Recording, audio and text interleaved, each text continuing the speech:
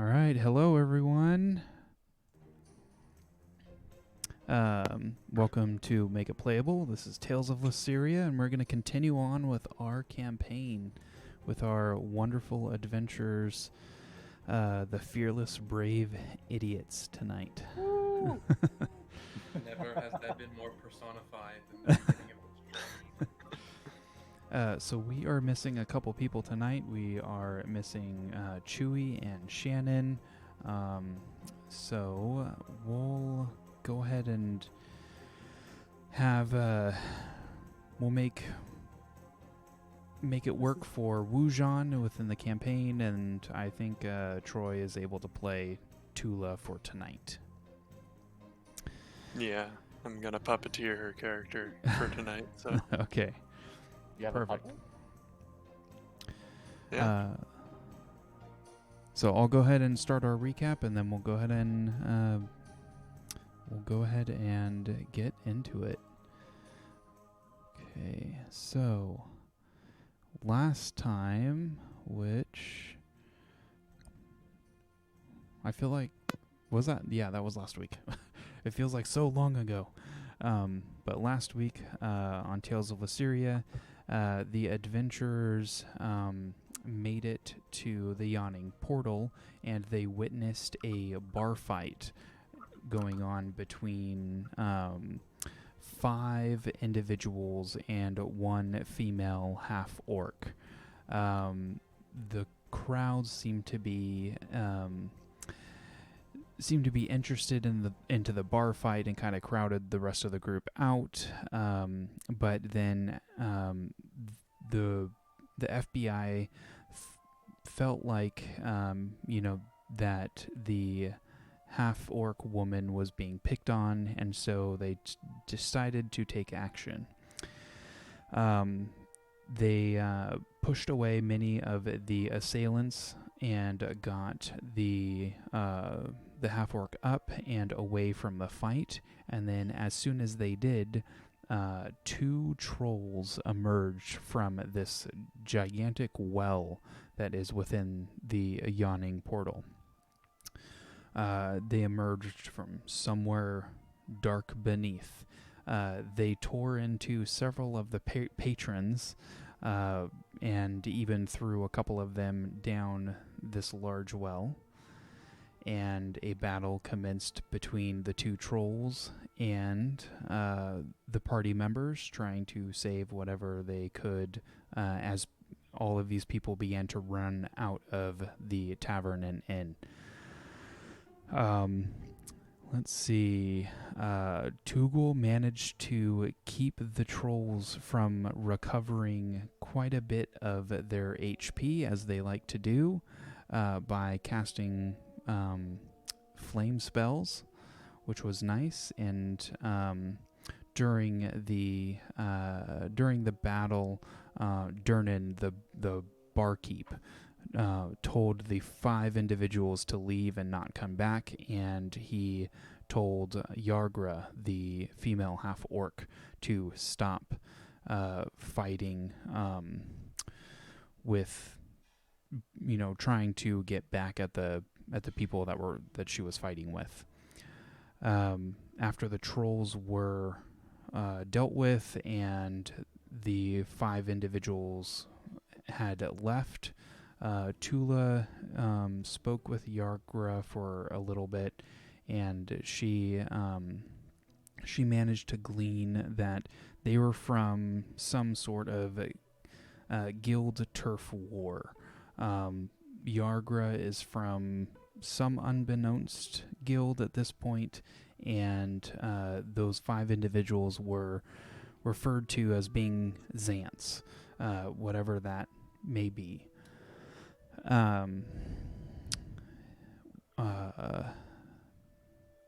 And while they were speaking, the group also noticed that who they had come to see at the Yawning Portal, Proudfeather, was up on the 2nd story looking down at them, and decided and told them to come upstairs and meet with them to deal with their prisoner Yorlin. whom they are supposed to deliver to Open Lord Laurel Silverhand. After speaking some business terms and coming to other arrangements that they need to take Yorlin the next morning over to Peregrin's palace for transferring, and they're supposed to talk with Captain Jalaster Silvermane. They met with one of Proudfeather's, you could say, associates or friends, Volo. And Volo is a writer, and he was worried about his friend Floon that may have been kidnapped while he was in the dock ward of Waterdeep. That was the last time he had seen him, and it had been a couple days, and supposedly nobody has heard from Floon. So Volo requested that the adventurers look for Floon somewhere in the dock ward and return him to Volo.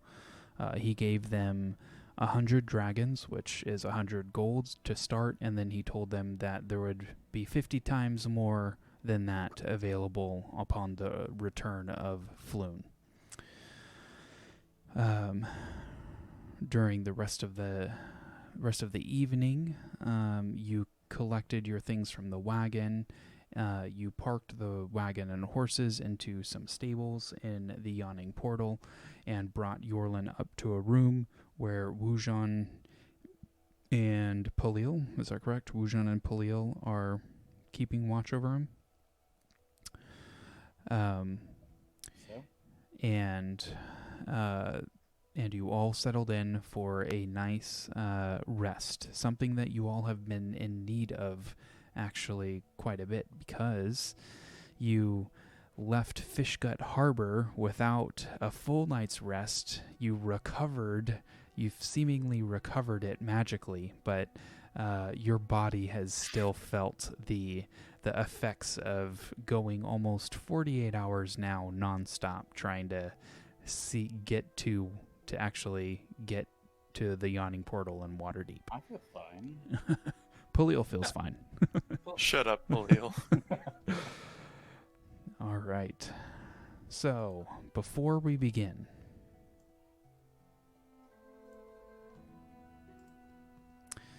I'm playing some music on my end.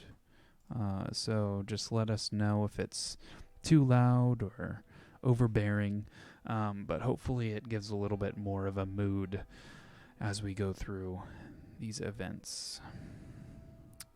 All right. Let's go ahead and switch that over.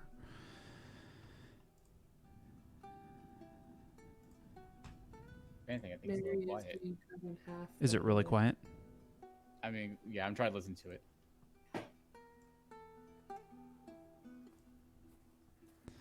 Can you hear it now?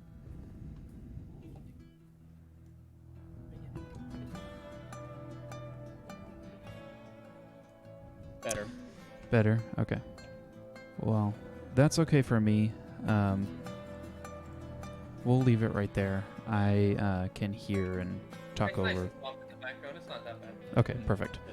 All right. I just had to put it like giant speakers right on my ear, but it's fine. Sorry, I had to restart a bunch of the stuff that I had up and open, so now I'm having to get to my specific notes. Okay. All right. Aziraphale. As you are resting during the night, over the past few nights, you still continue to have restless dreams. Dreams that kind of wake you up in the middle of the night, where you're encapsulated in darkness, and where where you just have this visions of multiple eyes staring at you, a toothy maw swallowing you, and tonight seems to be even more intense. During your sleep, you find yourself floating in a sea of tiny lights and stars, a kaleidoscope of dark colors all around you. You can see several pieces of rock drifting past you as you glide forward for minutes, hours. You're not really sure. But one of these floating rocks in the distance seems to catch your attention, as it seems to have 4 rising stone pillars. And then you hear a gentle whisper of agony and pain. Help. What do you do? I go help. Okay, you start willing yourself towards this floating earth moat, where the stone pillars, they seem to rise to an incredible height. But as you approach, you seem to catch that each one of these massive pillars are wrapped in equally massive, glowing purple magical chains. You approach the center of this moat, and you can see that the chains are gradually becoming smaller and smaller until they are just about normal sized, but they're pulled taut. Suspended by these purple arcane chains in the center of the pillars is what appears to be some sort of nude figure, with what must seem like 1,000 cuts all over its body. Has a bald head facing downward. And once more you hear, "Help." As you stand there looking, you watch as the figure shifts shapes. You see your mother, your father, Shakora, Amisaron, Palil, and all of your allies flickering in and out of these shapes. Then you see Brianna, Eli, Proudfeather, Sildar, and then finally it settles on a human female clothed in deep purple robes with silver hair. The head painfully twists to face you, tears streaming down her face. "It's almost here." What do you do? I ask her what's almost here. "It's almost here. Please. Please help. Can't you feel it?" Do I feel anything? So far you don't feel anything, but all you can feel right now is just the pain and anguish that this person must be in. I'll say, who did this to you? I went too far. It consumed me. Please help. I can't take it. What do you do? Does she have, is she holding anything? No, it appears like her arms and legs are all tied tautly with these arcane rope chains against the pillars, and it's like she is being held taut, flayed out. How to break those arcane chains? What? Would I have any idea how to break the chains? You kind of look around within this state, you look around and you don't have anything else on your person other than the armor and clothes Like your bag of holding's gone, your weapons are gone, your quiver's gone. It just seems like you have you, yourself, and your hands and whatever else is around you. I guess then I'll try to fly a little closer to her and not within her range, but get up to one of the chains and I'll try and break the chain. Okay. So you drift over to one of the pillars where where the chains have been tied taut around. You start trying to pull them, try to pull them apart, and then the female is continuing to go through this Edera as you are desperately trying to find something to help this person. She says, "Serve it. Give it more. I can't get up. I can't give up. Push farther. Farther. Farther. I went too far. Power. Serve what? I can't remember.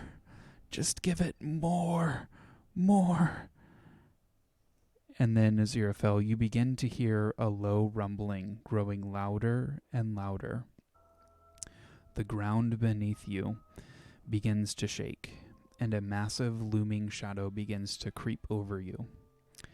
As it does, an immense power you have never felt before in your life begins to take root in your heart, and you are immediately consumed with fear. Slowly you turn to face the thing behind you, and you see just pure darkness as this entity looms over you. Tendrils begin to form from the darkness, slowly encapsulating you in this earth moat. Then one massive eye, yellow, orange, and red, with a blackened slit down the middle, forms in the center of this massive darkness. Then another smaller one, and another smaller eye, and another, until several dozen eyes begin to form around this darkness. As they are forming, you hear in your mind, "It is mine now, and it will be forever, until the end of time. Consume and use. Power is not for the weak. Slowly you will descend into the maze and no longer find yourself. Then you will be mine as well." Then a large toothy maw begins to form in the open expanse of darkness. And as it shuts around you, the nothingness, you hear one final time, "Help." And I would like you to make a wisdom check. No proficiency, just a roll and your wisdom modifier.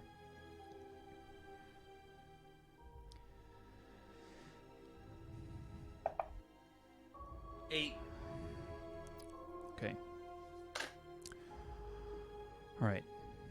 Now I would like you to roll a D100.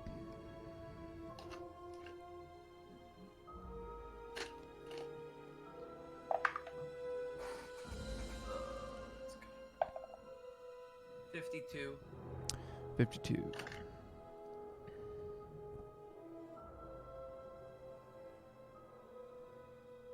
Okay. All right, and lastly, I'd like you to roll a D10 for me.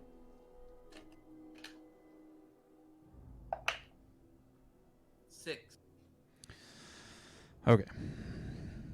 All right. So,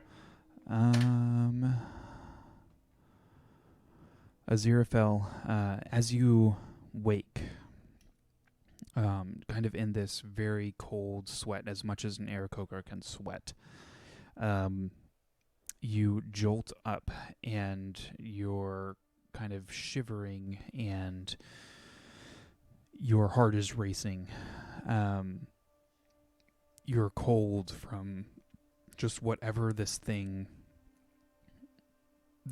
dream that you had, this vision that you had, whatever it was, just has your mind racing. You try to go to sleep for the next 10 minutes, 30 minutes, an hour, and just sleep is not coming to you. It feels like you might have gotten enough rest, so you did happen to get enough rest for your long rest, but it is in the early morning stages, a little bit before the sun rises. And as you're tossing and turning, we'll go ahead and move on to the next person. Shakora, before you go to bed in this evening in the Yawning Portal,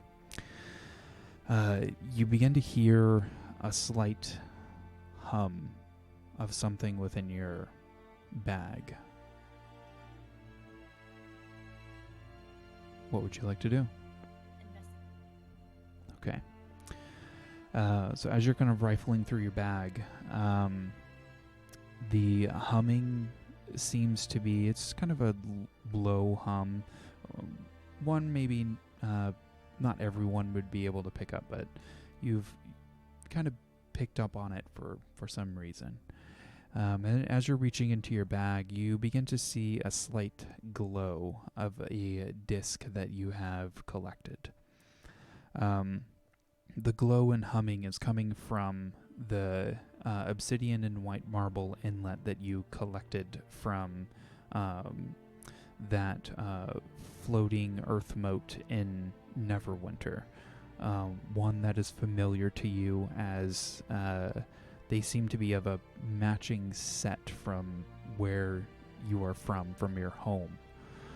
And it's beginning to kind of give a gentle light pulse of moonlight and just a very slight low hum. What would you like to do?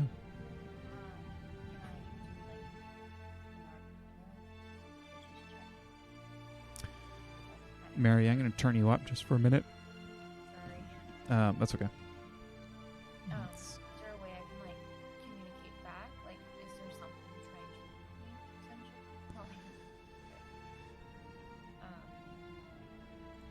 Probably do, an arcana check, or, religious check.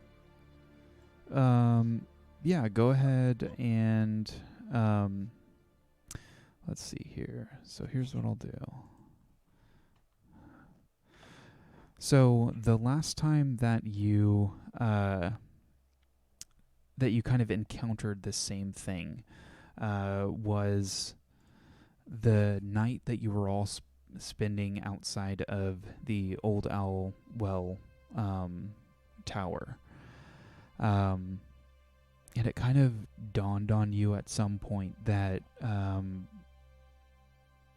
that maybe I should look through this inlet. Point it up to the moon, see what happens to it, just take it out and see what happens to it if I look through it. And as you did that, you held it up and the inlet actually turned translucent. And you were able to see 3 beacons.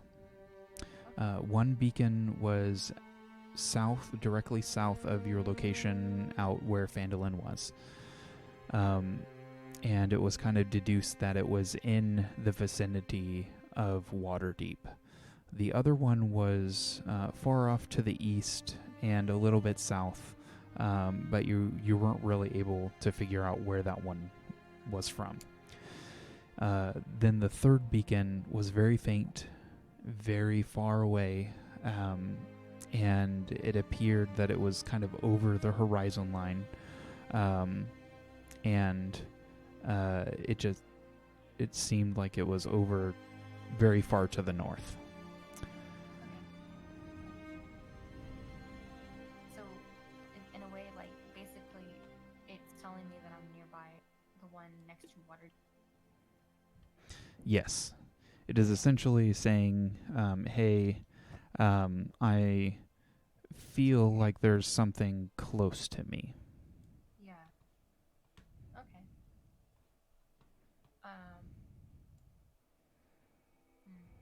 But I'm like still awake, like I'm not dreaming.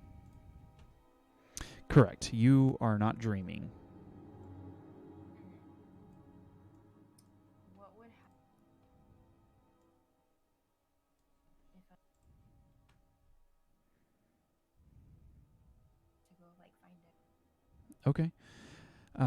So you kind of creep out towards the hallway, and then you find a balcony. Kind of in the middle of the night, you're creeping out off, and you find a balcony that is over that shows the city beyond. As you hold up the inlet in the moonlight, it becomes translucent once more. And then you kind of try to track it as best as you can to see where some sort of beam of light is. And you do see one that is fairly brilliant and very close. Let's see here.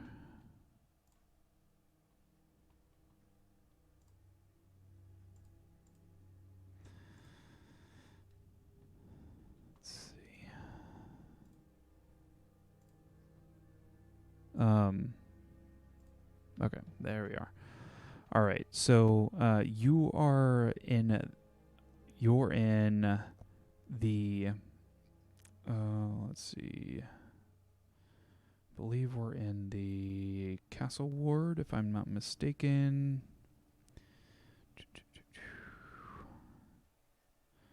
No, you're still in the dock ward, yeah. Yeah, so you're close to the Castle Waterdeep that you can see out towards in the distance, and then that rising hill off, I'll say to your left, but it's out towards the west, and then past the castle shines this beacon off to the north. You can't quite make out which exact building it's coming from, but it's close to the ocean, it's close to the rising cliffs in the distance, and it is to the north a couple miles. Okay. Oh, that sounds okay. Yeah. Like I just want to investigate it, but I don't know. It's late at night, early morning. It's up to you. You at this point you just started getting to bed, so you haven't taken any sort of rest, and your body does feel like it could use a good rest. Okay, so I'll probably definitely pursue that. I'm gonna go ahead or a long rest. Okay. All right. You creep back to the bed that you have. I think all the ladies are staying together in one room. So you creep I back. was in a separate room. Miss Ron is in a separate room. Okay. So you creep back into. We'll probably say that Shakora has her own room, and find the covers, and with some knowledge that you are close to something you are seeking, you have a very sound sleep, Shakora. Okay. All right. Miss Ron, during your night's sleep, you're kind of plagued by the visions that you had earlier that day,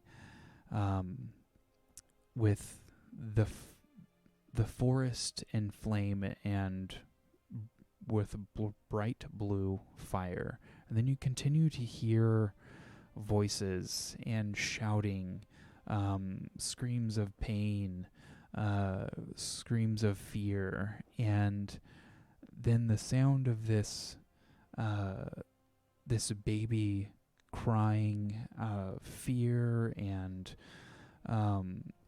pain and just comes through almost over everything else, and it continues to wail and cry, and then all of a sudden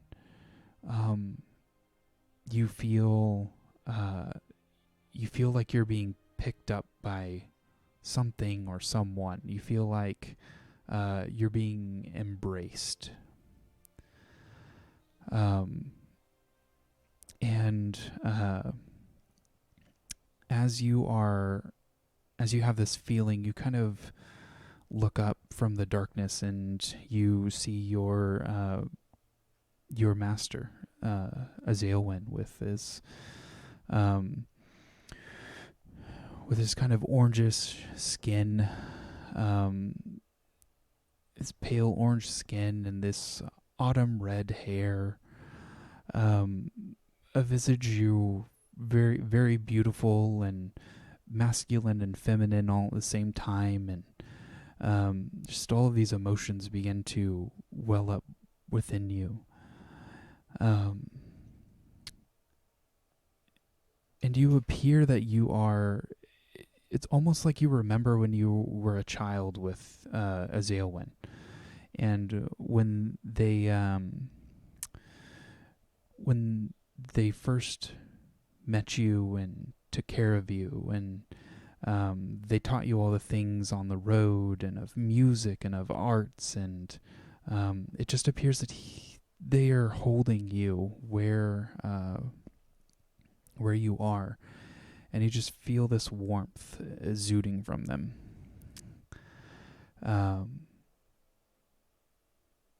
And the distant cries and shouts seem to fade, and the blue flames of the forest seem to fade as you are now being held by your master.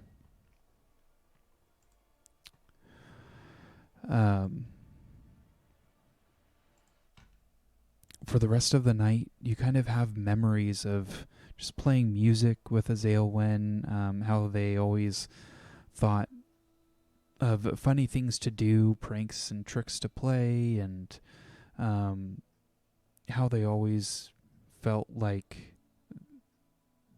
they were your family. And Azalwin was always there for you. And then right as you kind of fall into a deeper sleep, you hear their voice out from the distance, and simply says this: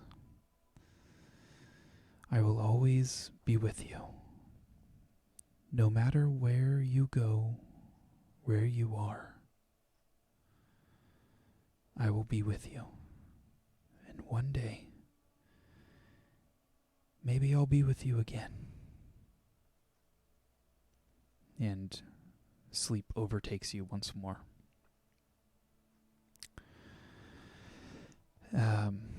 Tugel, as you are sleeping, your night has of restoration, your kind of downtime to recharge kind of this arcane battery that you have within you.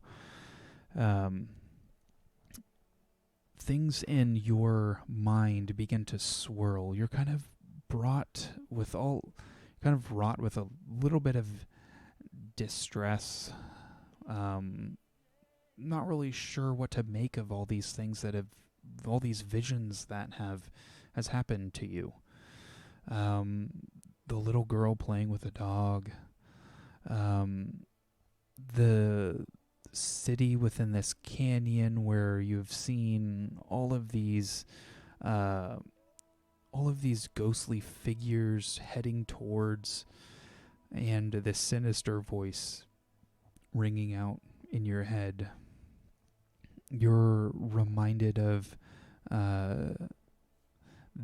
these three dark figures that just they say wicked things in the night, in the darkness. And you faintly remember or just think of some family. Like, what was it? A family? And why am I having all of these visions?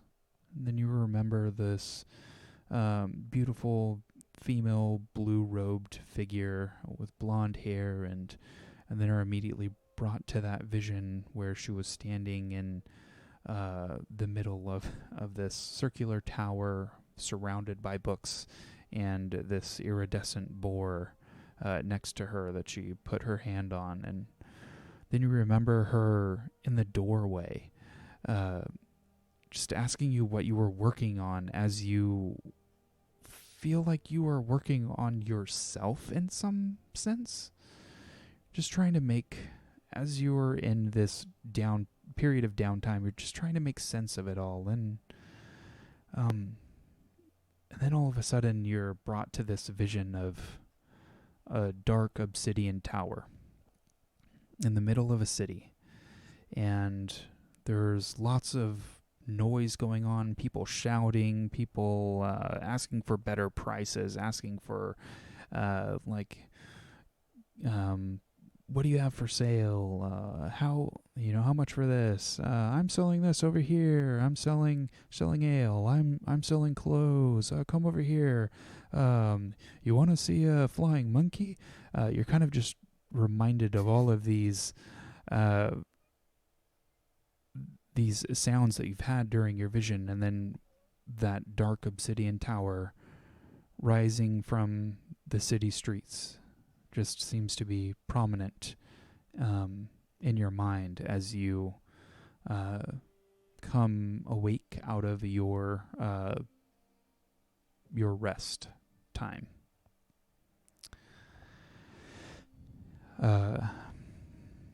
And at this time, Palil, you would have finished your meditation. Yorlin would have finished his meditation. Wujan is sleeping soundly in the next bed, snoring a little bit. So the dawn begins to break over Waterdeep as the sun comes up over the east side, and you all kind of slowly get up and try to figure out what the next steps are for the day. So, Alright, so we took a long rest. Yep. Okay. So everyone has the effects of a long rest. And Aziraphale, I would like you to choose, just choose randomly or something mundane from your inventory, please.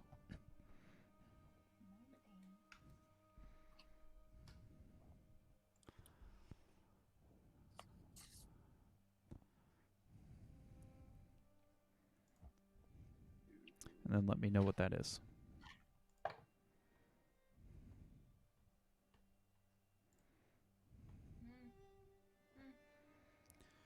My blazing bowstring. Oh, you cheated. Yeah, how do I? Okay, so from my bag of holding is what I would have rolled then. Is that just gone? No.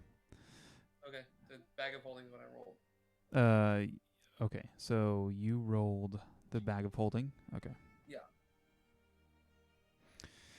Why don't you go ahead and choose something mundane from your instead of a Okay. magic item? Okay. And what? This item? They're mundane. Is that fair? I saw a glass.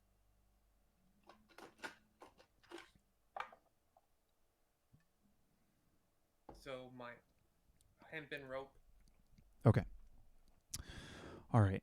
So as soon as you wake from this dream, you're feeling very restless in the morning, and you're kind of jittery and still have a little bit of the cold sweats. And the first thing that comes to your mind is, I just need to feel something like on me or wrapped around me or something. And the most immediate thing that you can think of is, man, I've got this 50-foot rope, Is there and something you want to tell the party? Oh my god. you feel like this rope is going to be like your lucky charm for this period of time. So you feel like it has to be attached to your body somehow.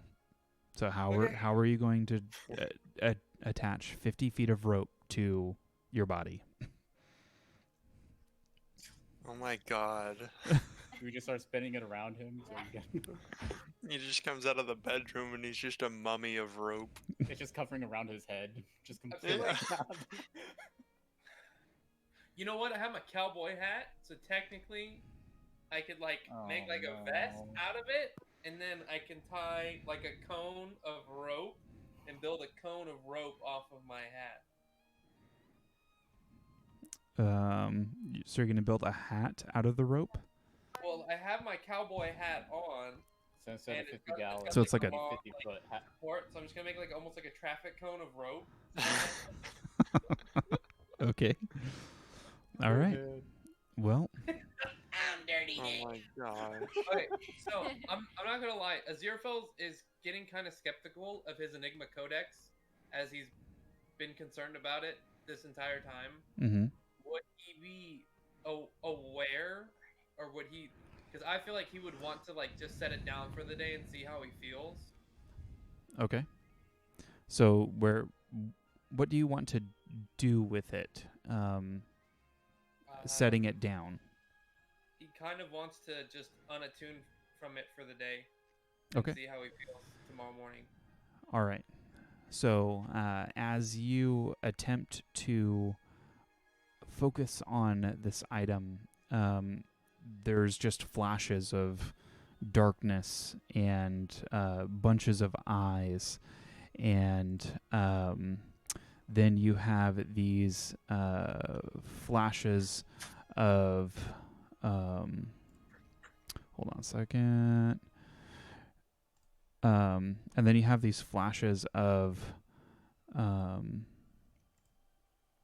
like chains being wrapped around this pillar, and then flashes of all the people that are kind of important to you. And then as soon as your mind kind of settles, you hear, "You will be mine," and you are unable to unattune to it. Okay.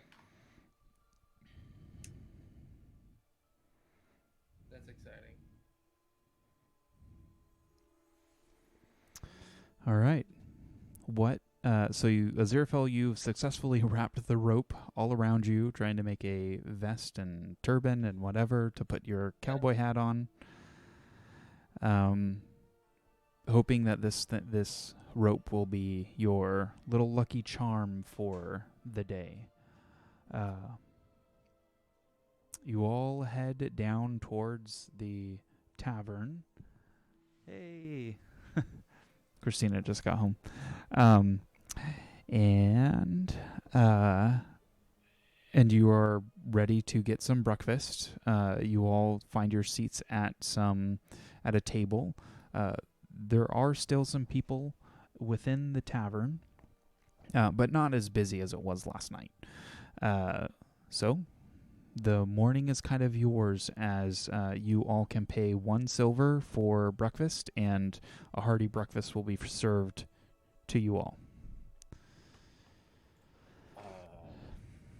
Aziraphale? Yes.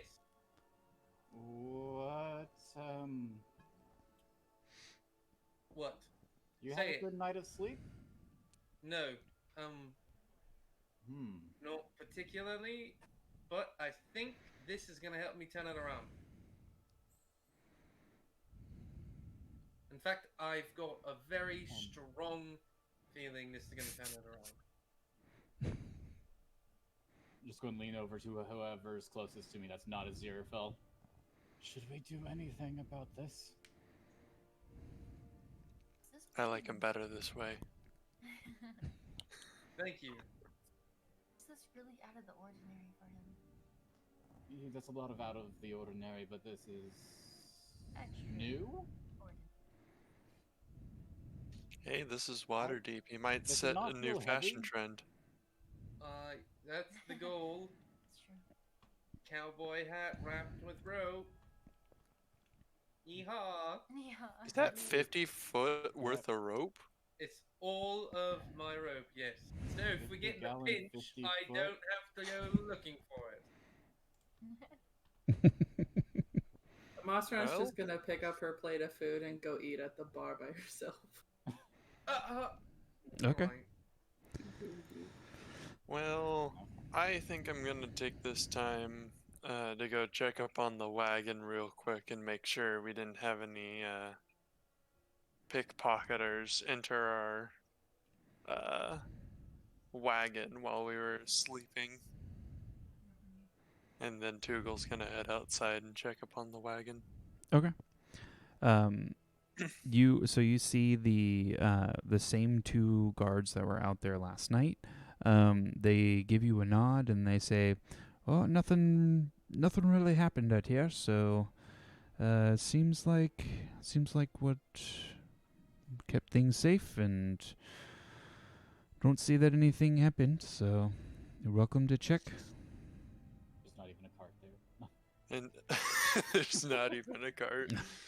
The cart is Alright, the cart and horses are still there, and as you peer in to look at your alarms, they don't seem to have been tripped at all during the night. Alrighty. I'll deconstruct the alarm then, and then I'll do a quick investigation check if that's okay, just to really make sure everything's still there. What are you looking for specifically? I'm just trying to see if anything is actually missing upon further inspection, or if it all really is still just there. Okay. Aziraphale starts to walk outside and peeks his cone out the door, and then his head slowly follows out. And as he holds his balance, he looks at Tugel as he watches him investigate. Okay. It doesn't appear that anything has been missed or taken. The two chests are still there. You all of you took the items that were in the chests, but the chests don't appear to be any have been tampered with at all. Alrighty. Okay. And then I'll head back into the tavern and regroup. Okay. And you see Aziraphale hanging his rope Aziraphale turban quickly cowboy duck hat. Duck his head back in. How tall is the hat if you I don't coned even it know. up? Like, could I you wasn't actually getting get that. through a doorway? Not even. I can. I'm not. It's not like it's gonna be like 2 feet maybe off the top of my head. Wow. Pun intended. I mean, it's probably wrapped close to a turban type. I imagine. So it's. I mean, it looks really odd, but it's. I don't imagine it's taller than like 6 inches. Okay. I mean, it's still 50 feet of rope, though, Yeah, it's isn't a it? lot of rope. But, I mean, Like, that is... Yeah. He has some wrapped. He. Tugboat, How fast can you turn your head back and forth? Can you do this really quick for me? I whip my feathers back and forth. There they go. Yep, and the rope falls off, and you immediately, like, your heart and stomach, your heart sinks to your stomach, and you're like, no, I need to have this. And I'm quickly wrapping it back around my head. You careful you don't run What? the neck. Doing what? Don't Wow, make it if too turning tight your around the head neck. like that... Yeah. If turning your head like that makes it fall, I wonder how flying's gonna work.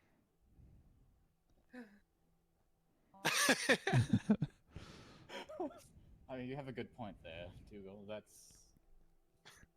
Aziraphale then ties this really thick sash. Okay. He's got just a giant sash. Like Rambo. Yeah, like Rambo, but instead of Uh-huh. bullets, it's just this super thick belt. Okay. All right. And because you are tying a knot around this, go ahead and make an intelligence check for me. Oh boy. Hey now. Hey now. I have the Enigma Codex Monster. on my side. Anyone got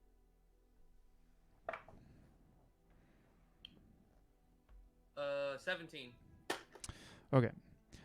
So as you are beginning the knot tying process, you begin to feel an urge rise up within you, and you just have to open up the Enigma Codex. Jesus Christ. Oh no. And as soon as you opened up the Enigma Codex, you just feel the urge to put your hand on it, and kind of the message coming across from the book says, "It's okay. I'll show you the best way to tie this knot." What? Excuse me? So something within the codex has awakened, Aziraphale. Uh-huh. And you're going to go ahead and roll a d4 for me, and you're going to take a d4 of blood loss. Oh, I already did. Yeah, Okay. as soon as I used it, I already did that. And and it kind of forms this very fancy knot, and kind of how to tie the knot within the pages that you've opened to, so that you can utilize. Am I like flipping through the pages really fast, like it's a cartoon, like, and Yeah, and seeing you it- just absorbed it and then tied this really fancy knot on it. On your rope. I like look up and my eyes are like flicking back and forth. All right. I gotta say, that must be a new record. That was only about 10 seconds, and it was probably the strangest thing I've seen in this entire adventure so far. Zerfo grabs his cowboy hat and tips it towards Tugul. A Walks Zerfo? back in the room. Okay. There's a beautiful sash. All right. Amisron at the bar. What are you just eating your breakfast? Yeah. Minding your own business? Yeah. Goblin O's. Okay. All right. Well, you all have a nice fancy breakfast of whatever you can possibly think of. The cooks of the Yawning Portal are more than happy to oblige anything. You are filled with a hearty breakfast meal, and the day and the rest of the morning is yours to discuss adventure farther out. So, what would the fearless brave idiots like to do? Well, sorry, go ahead. No, please, go ahead. I was just gonna say we should first and foremost probably deliver the prisoner. And then after that we can discuss what we want to do for the rest of the day, I think. Yeah.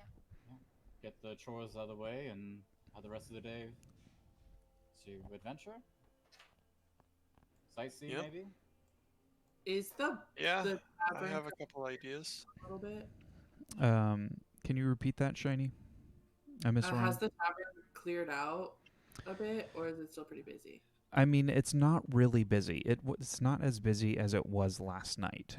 There's a few patrons around, but I mean, you can find somewhere private to discuss things. You can find somewhere private to finish your meals, or you can request a room somewhere upstairs to talk, or go to a larger room that you all have slept in You can make a for the reservation morning. for your conference room. Yeah, you basically have to reserve a conference room. But there's plenty of spots down on the ground floor for you to have a little bit of a private conversation if you needed to. Okay. Amasram's gonna go, cause there's a fireplace down there. Yeah. There are, on the ground floor, there's actually 2 or 3 fireplaces, if I'm not mistaken. Okay, she's gonna go to the farthest one away from the door. the main door. Okay. And she's just gonna sit on a chair and take out her lute and play a very sad song. Okay. Go ahead and make a performance check for me.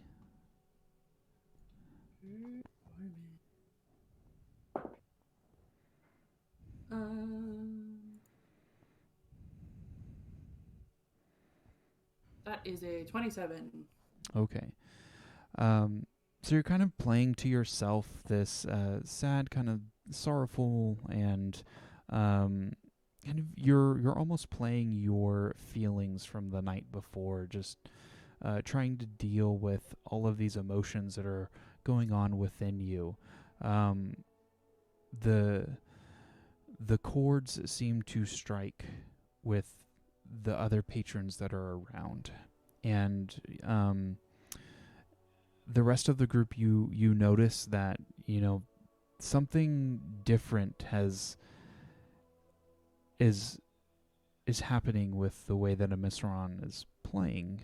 It's beautiful. It's absolutely beautiful, but just kind of sad, and it kind of strikes you as an emotion you haven't really felt from her playing. And Misran, you're kind of staring into the fire, playing your lute, and then you feel a tap on your shoulder. And as you look up, you see the face of just an older female human, gray hair, wrinkles, and these dark, stormy gray eyes. And she just holds up. She has a silver piece in her hand, and she starts to hand it to you with a little bit of a smile, and then she puts it on this little end table next to you, and she says, "My dear, I just hope that you have just a wonderful day. May Timora bless you." Then she gives you a little bit of a nod and smile and begins to walk away.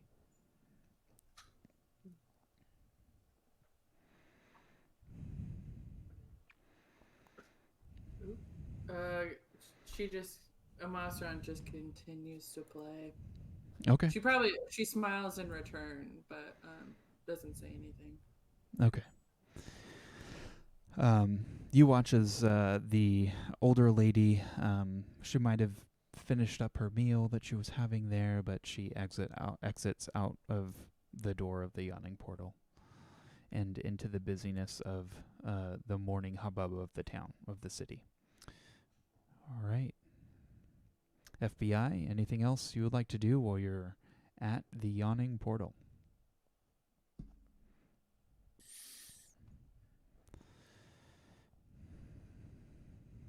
Aziraphale's like sitting in the chair, sitting down again, probably a little nervous. He is contemplating talking to Chikora about the what he thinks is a cursed item now. Does he get any like feeling when he thinks about talking to somebody about it? Other than like just the unsettlingness that you're probably feeling about this item, I would say that you're not feeling any high regard as to or emotions coming from any outside source. Just kind of your own nervousness.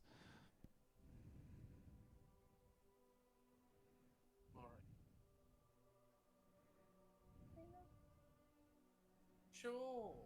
Didn't sleep well last night, and I don't know. I woke up, I reached into my bag, I felt the rope, felt better holding the rope, put the rope around my head, felt a little better, felt even better after I wrapped it around my body, like a hug, like a hug. No, I'm not. this is not the place. Maybe we can talk.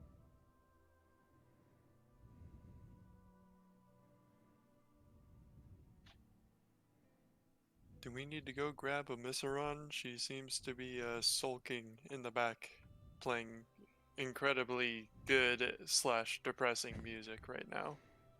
Let's let her play it out just a little bit longer. Sometimes people need to process things out. I'm actually going to just kind of head over, not get too close to Saran, but just kind of hang out by the fire. Okay.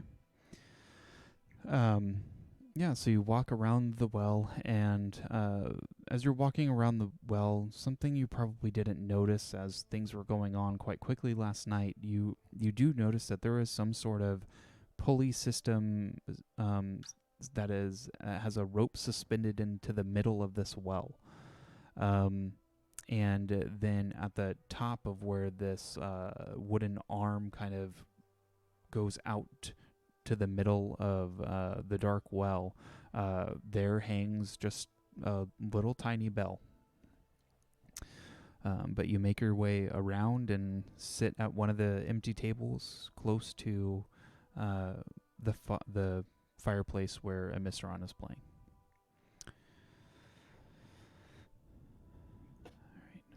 And Shakora and Aziraphale were you trying to discuss something? I couldn't really hear Shakora after Aziraphale. I just told her I need to talk to her later. Okay. All right.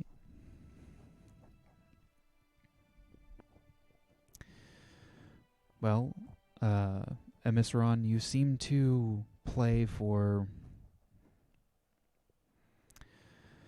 10 minutes, 20, 30 minutes, an hour, and kind of come to a point where it's okay to stop playing if you feel the need to stop playing. But you kind of come to a point where if you want to continue to play, you can continue to play, but you're feeling that it's okay to stop at some point.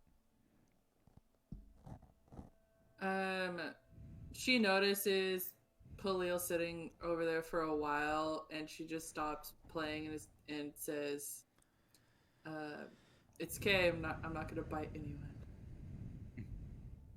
Wasn't worried about that. Not this time, at least. Is there anywhere you need to go today, Chikora? I was actually, yeah, I do. You know that inlay we've had since finding it? Last night it just kind of like a calling, and I know, I feel it. There's definitely a portal I need to investigate, or something nearby, like really close, within this. So I don't know if I was gonna go along with you guys to drop off the prisoner, but I definitely want. I'll definitely go with you. Yeah. Are we all together at this point? I mean, you're all kind of spread out within the yawning portal. It's a big space, but you're all on the ground floor. It appears that Wujan at some point got up and started speaking with the barkeep, Durnan. They were talking for quite some time, and then Wujan comes back and he says that, well, I think I'm going to stick around here for a while. I've been really needing to learn a couple more recipes for brewing, and Durnan's actually going to show me a couple things. So I will stick around here and learn what I can so that I can brew some better ale. Take every opportunity you get. That's what I was thinking.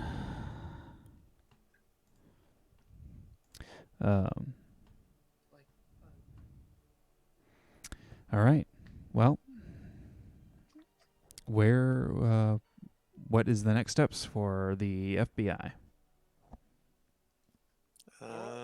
We take the prisoner, right? Yeah. We should probably all basically be free to do what we need to, so I think that's our best bet then. Okay. Chikora, I guess what I can do is I can fly high and keep an eye out and make sure nothing happens while you're taking him through the town. We can fly high. Sure.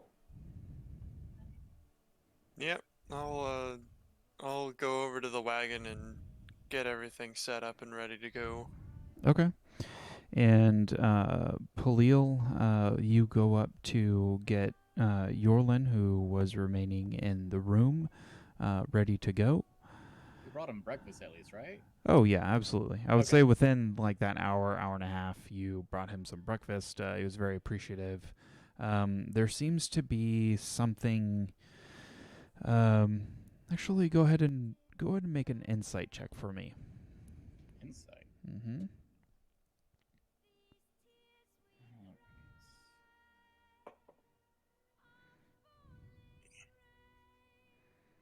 So remember how earlier I said it was probably bad that I did Mm-hmm. some Yeah. test rolls and got 5 probably. natural 20s in a row? Yep.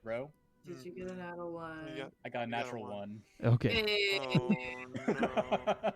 no. Okay.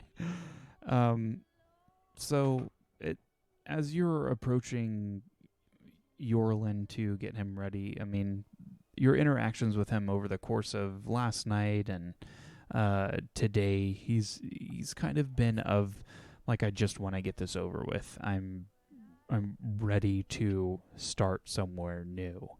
And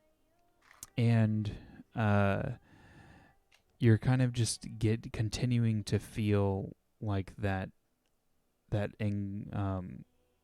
receiving that same sort of notion from him that he is done with this experience, ready to start some sort of new life. And he just seems to be a little bit anxious, is what I'd say, with your natural one.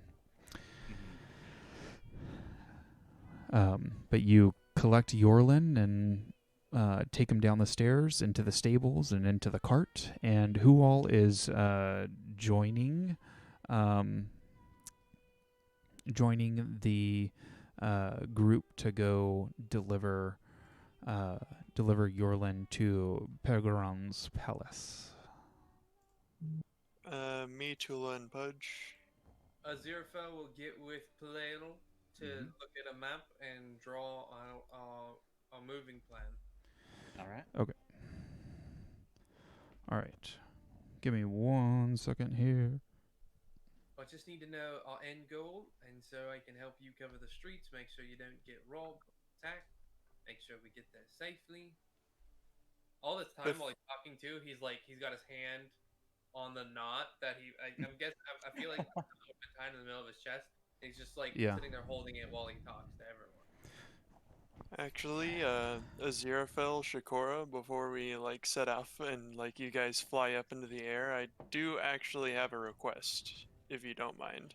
Sure. If you're flying around and you happen to see an obsidian-looking tower, probably within the middle of a market, could you mark that down for me on the map, Sure. please? You have a I'd spare be map? appreciative. I'm sorry? Do we have a map? Yeah, I bought a map. All right, sweet. We'll mark it down on the map. We'll look for it then. Okay. Alrighty, thank you, I appreciate it. And then I'll continue setting up the wagon. I'll game Okay. plan with Neil about and All draw right. the movement plan on. So you guys you might be able to see on our Discord chat the streaming space, the stream screen of Waterdeep, the city map. Okay. So I'm going to keep that up, but as far as our stream can also see the map as well. So right now you are on Rain Run Street, which is right across from the Castle Waterdeep.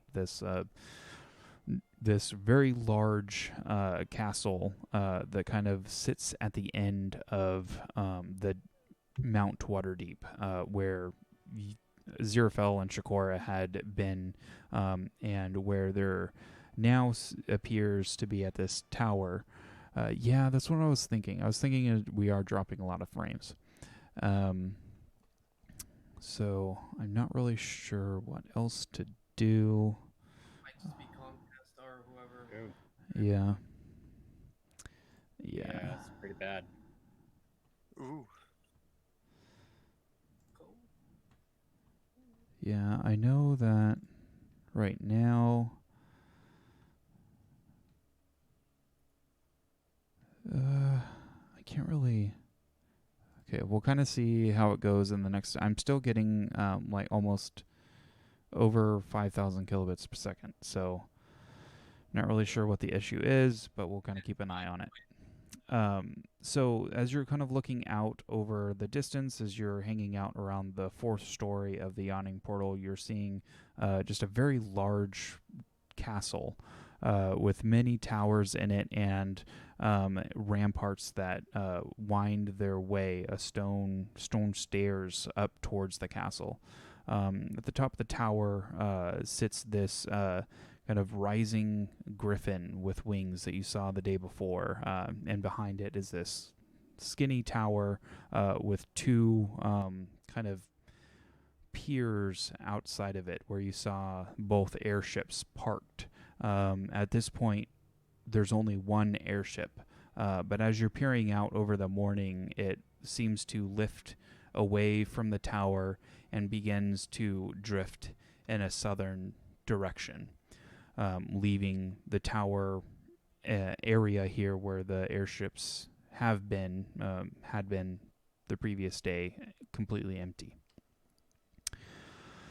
You do know that you need to head towards Paragon's Palace, which is across the way and west of the Hawkman, which rises out, 50, 60 feet above within the distance.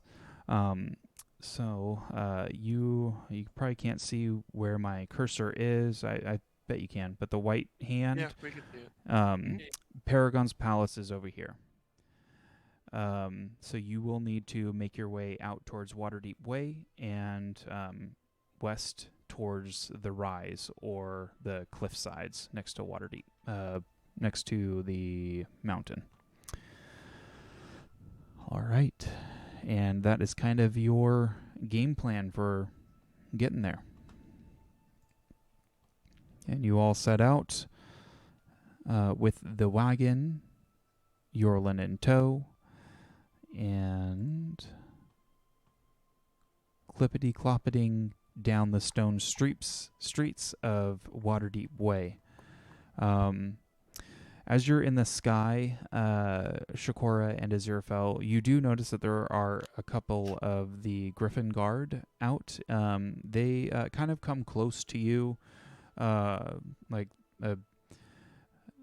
50, 60 feet, and then you can kind of make out a little bit of their face, and they give you a slight nod as they recognize your armbands, and they kind of raise their lances up towards you and then continue to fly on out over the city.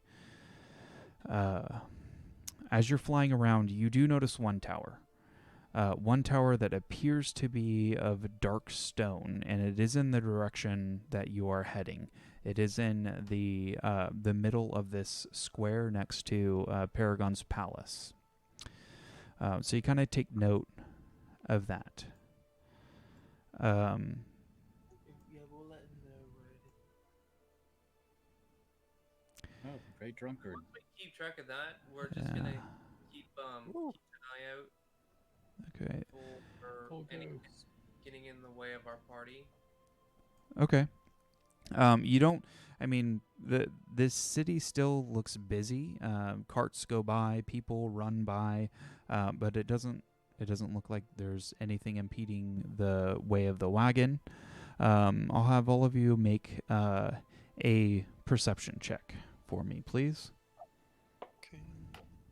Okay. Okay.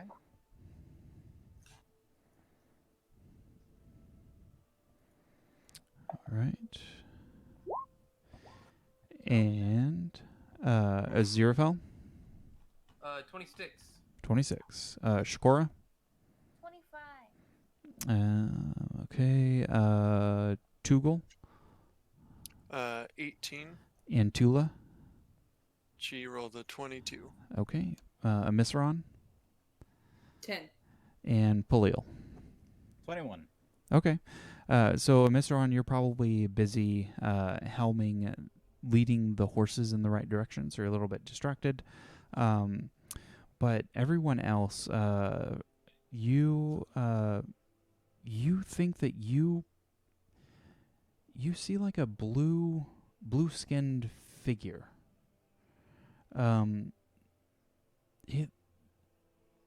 It looks familiar. It looks like it actually looks like you're dead. And he kind of he's not really noticing where like that you're getting close, probably within 100 120 feet of him, and then he kind of ducks into an alleyway and then goes into some shop. And as you're approaching this courtyard, this tower begins to loom in the distance. It seems to be that this tower is the slim stone pinnacle with few windows and a conical roof for about 4 stories above the street. It seems to be quiet and a little bit deserted around the areas where a circular iron gate has been erected, and let's see here. And then you also see that there are freshly cut violets and flowers placed into stone vases around the iron gates, and you see like garlands of flowers and leaves kind of weaving themselves in and out of this iron gate. Tugol, this tower, although dark of color, this does not look like the tower that you had seen in your vision. Similar, maybe of the same architecture. The architecture is similar, but it's not the same. Okay. Yeah. Do you all press on? Yep. Okay. Sure. Were we able to take note of what shop your dad went into?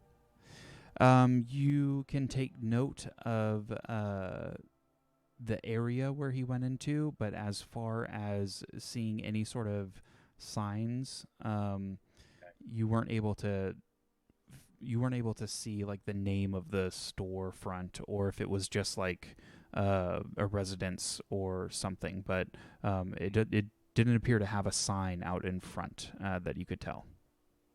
Thinking if he was a merchant with that many items, he might have known a good place. Yeah. Okay. So as you're approaching from this tower towards Pergoron's palace, you do notice that there is a noticeable increase in guards. A few well-crafted wagons roll by and enter in through this large portcullis, flanked by 2 large guard towers with a stone rampart in between them. The large 20-foot stone wall is manned by several guards, and in the distance over the walls emerge half a dozen tall, slender, pointed towers and 3 larger blue domed roofs. As you are guiding the horses and wagon in under the portcullis and this stone rampart, 2 guards block the way and just, "Oh. What's your business at the Lord's Court?"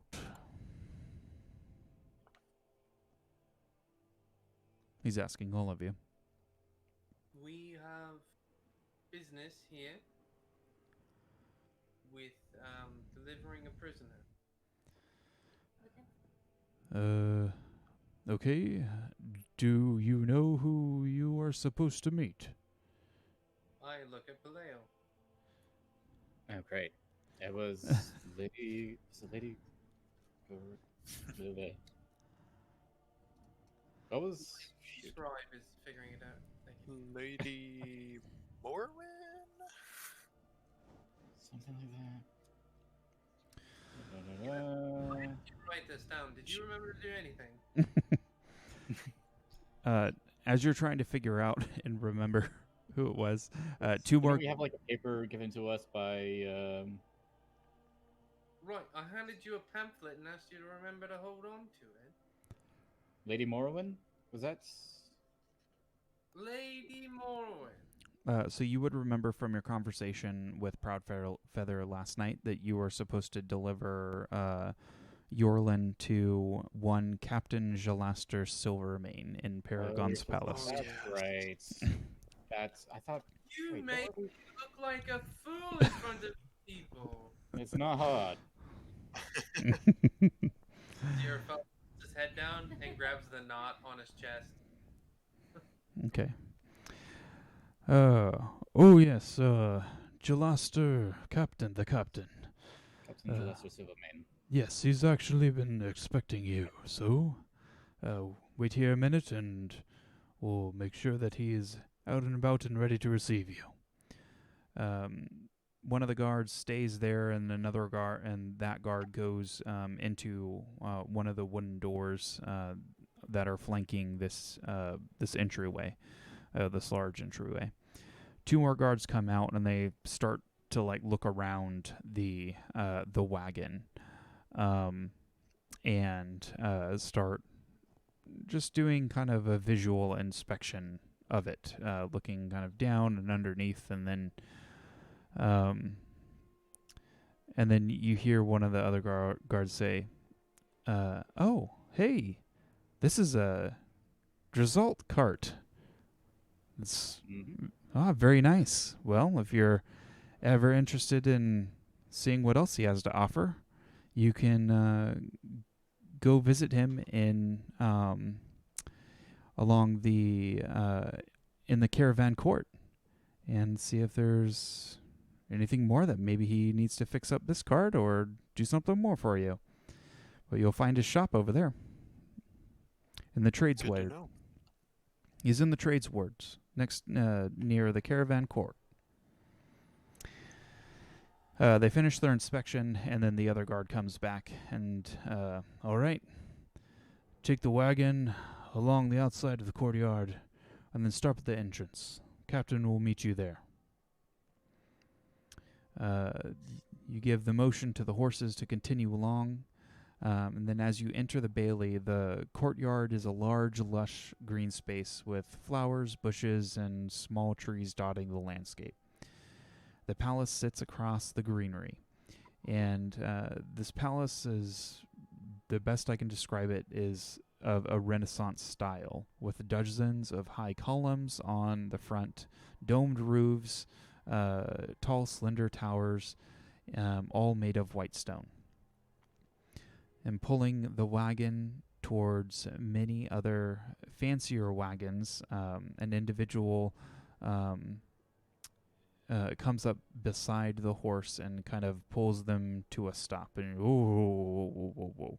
Kind of pats the horse, and the horses are actually they seem to enjoy the presence of this individual. And then you watch as a man begins to sprint down the stairs that lead from the grounds towards the palace doors. It's very high stairs. There must be 100 or more steps leading up to the palace entrance. He's tall and slender, and he wears a simple leather armor with a blue tunic over it, bearing the seal of Waterdeep, a moon and mountains with their reflection in the water. And then on top of that, he wears a brown, heavy cloak. He has a long, gaunt face, medium brown hair, and there seems to be an air of bleakness or loneliness about him. "Hello, adventurers. I am Captain Jalaster Silvermane. I'll be taking the prisoner from you. Open Lord Laurel Silverhand thanks you for your help in this matter. And if she needs further assistance, are you willing to lend aid to this city and the Lord's Alliance?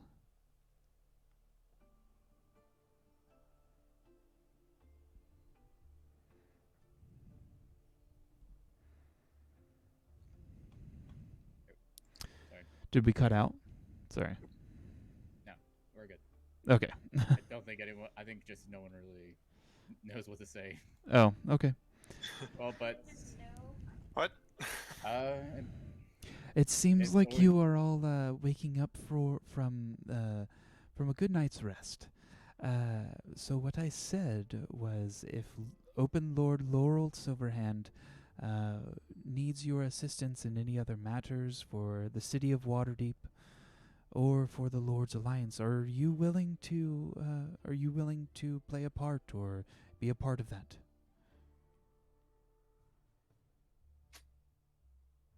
well, I would assume it depends Uh. on the matters. Each of us have our own task that we are trying to accomplish. But if they That's- happen to line up, I don't see why not. I don't see why not. Yeah. Okay, well, we may call you in the future and see if you are available. But I thank you very much for delivering this person of interest into our hands. Be careful with him. He's a good person. He's just in a bad spot and could use a second chance. Very good. I assume one of you gets Yorlin out and delivers him to into the hands of the captain, and he takes Yorlin up the steps and disappears into the palace beyond. Let's see. Oh, before he left, he handed you all a rather large coin pouch as thanks for the remaining payment for delivering this Yorlin into Open Lord Laurel Silverhand's hands. So the pouch. Silly. Yes. So the pouch contains 1,600 gold. All right. All right. Fair compensation. Yeah, for keeping a prisoner alive and along the way for several days. Like over a 10-day. You want to put that in the wagon so we can split that out later, or if we want to Yeah, I'll go ahead and do that. use that as the group? I will go ahead and put it in the wagon chest. Yay. All right. The person that was holding the horses for you that is stopped, kind of motions for you to continue on your way, kind of go out around the bailey and out towards the gates.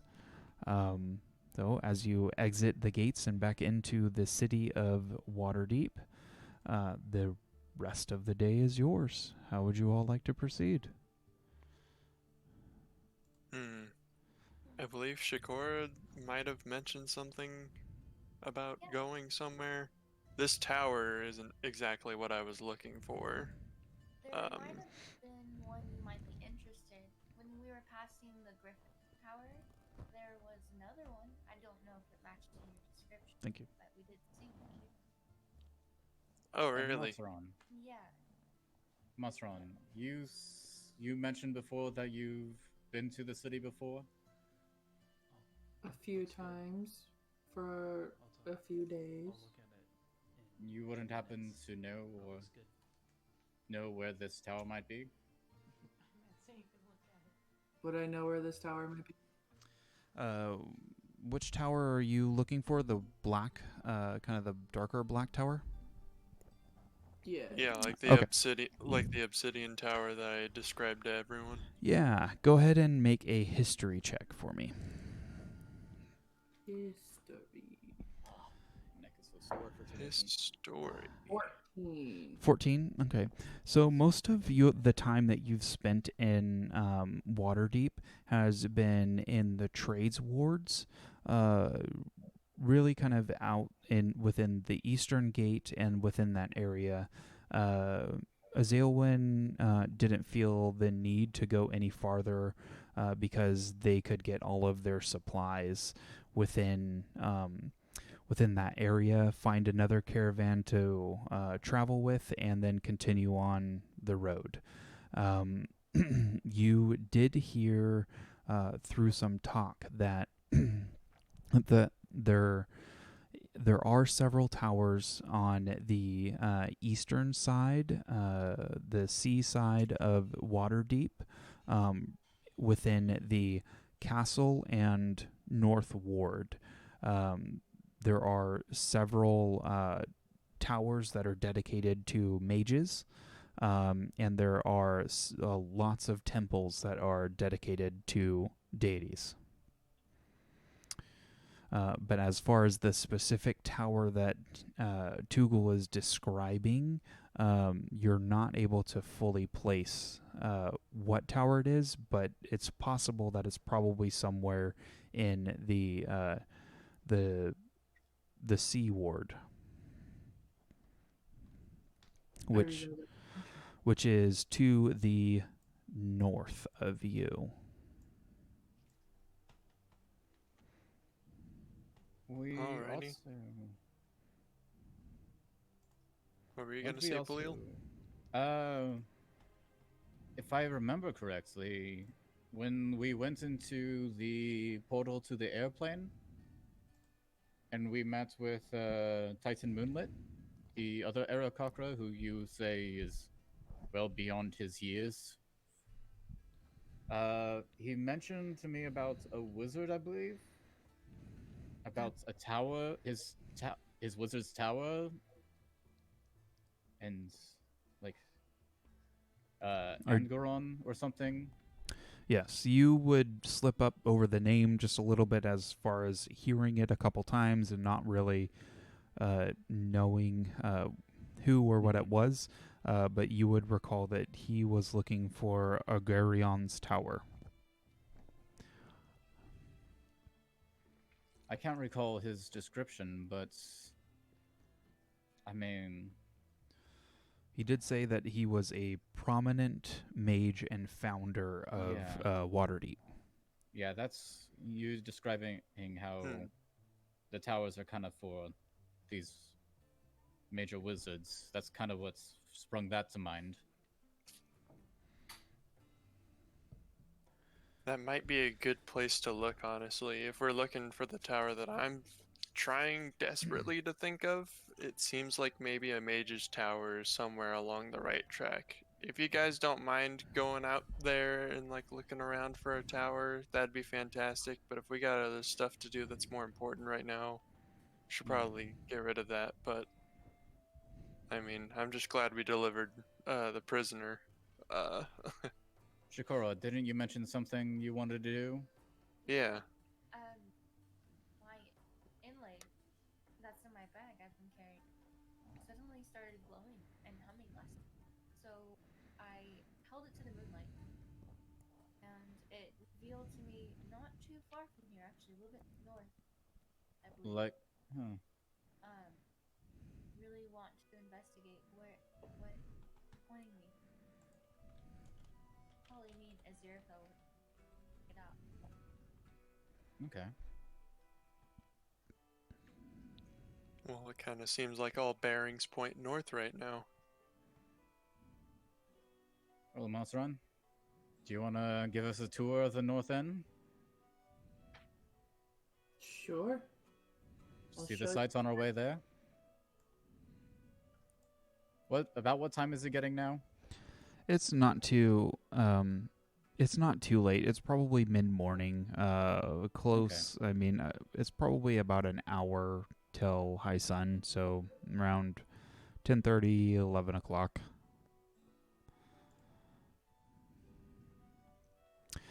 All right. So the tower right outside of Paragon's palace, is you all have stopped there. There is that tower there, and there might be more elsewhere. So where are you all headed?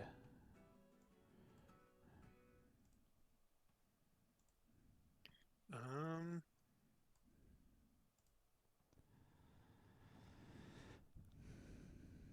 well, Sorry, I muted for just a little bit because the dog's barking like crazy. Okay, no problem. Ray's going insane. Um,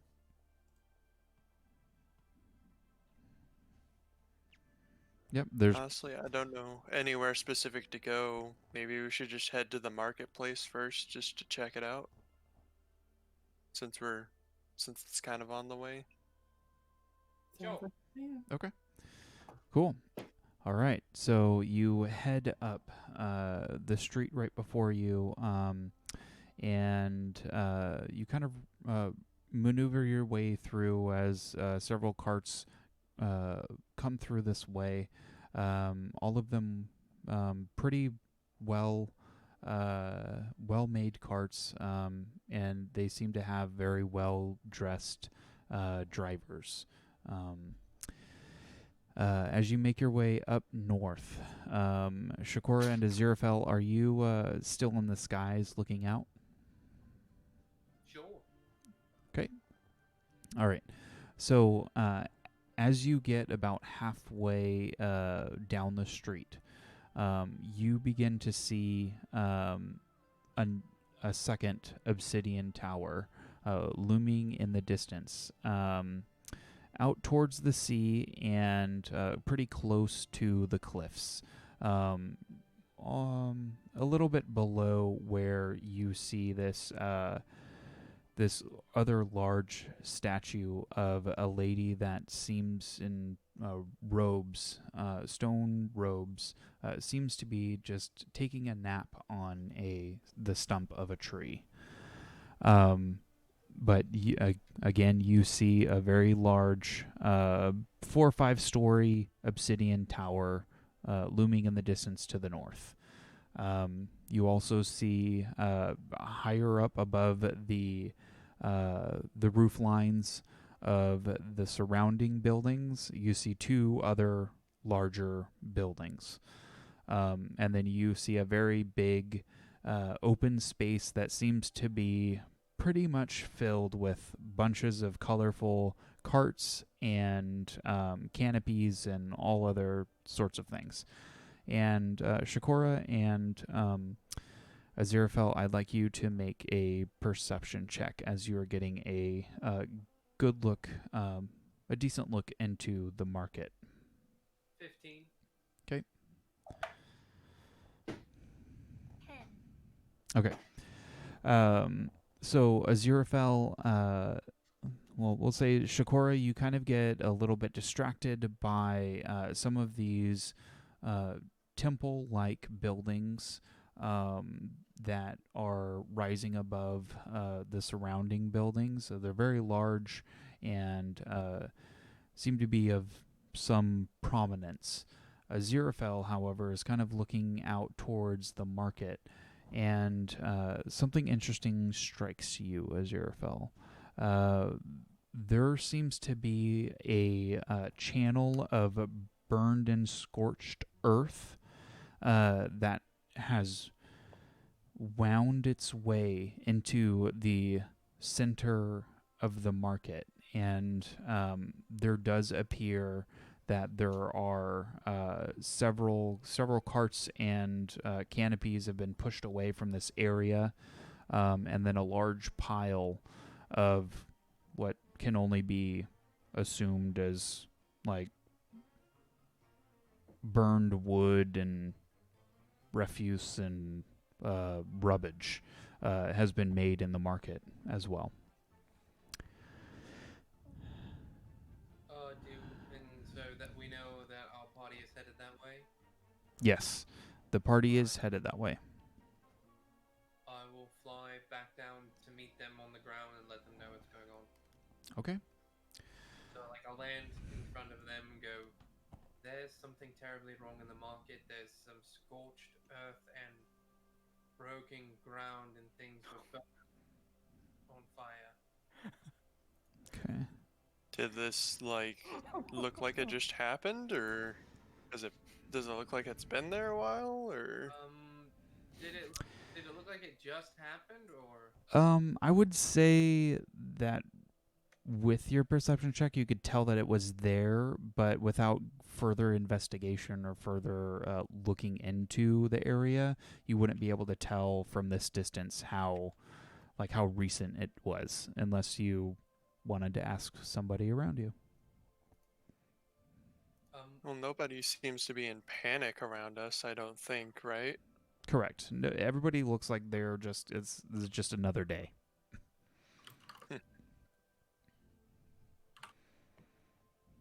I mean, we can investigate if we want. Doesn't match what else is out